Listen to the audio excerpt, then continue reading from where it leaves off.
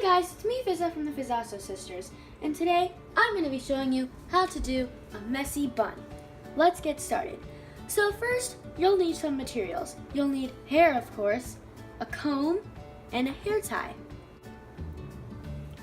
Let's get started. So the first step is to make sure that the hair is all combed out. Well, since this is a messy bun, you might be saying, well, if it's messy, then shouldn't it be knotted? Well, actually, the hair should be decent. It shouldn't be completely knotted, because the reason why I put the hair tie up there is so that I would see where I want it. So now I need to pull up the hair to that point. So use the comb and pull the hair up to that point. And as you can see, I'm just kind of roughly just bringing the hair up, because it's a messy bun, so you don't really have to pull the hair to be that straight or anything. But I would recommend that if you're doing this for PE or something, then you might want to make it a bit tighter. Okay, so now at this point you can start brushing, but only midway, because this adds more thickness, which makes the bun bigger. See, it added some thickness to the hair.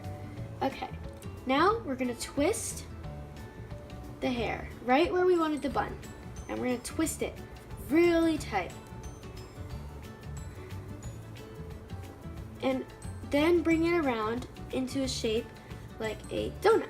This would be like what a sock bun would kind of look like, but we're not using a scrunchie for this. Now, I have your tip with the little edge left. We're gonna put that underneath, and then right away put the hair tie over that and tie the hair tie around it.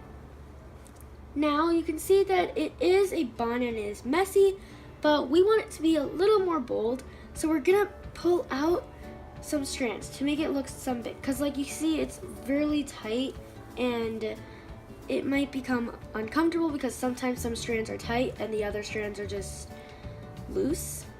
So yeah. Okay, so we're just gonna pull out some strands again, and there we go. There's your messy bun. Please like and subscribe. And